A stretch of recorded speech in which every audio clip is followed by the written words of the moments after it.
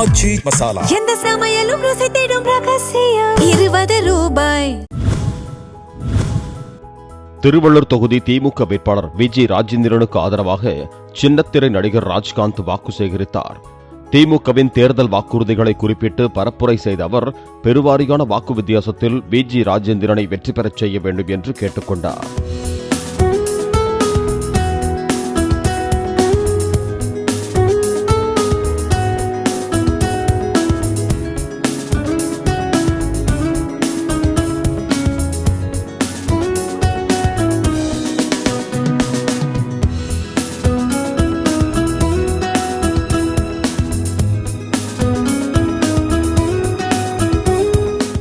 ஆச்சி மசாலா எந்த சமையலும் ருசி தேடும் ரகசியம் 20 ரூபாய்.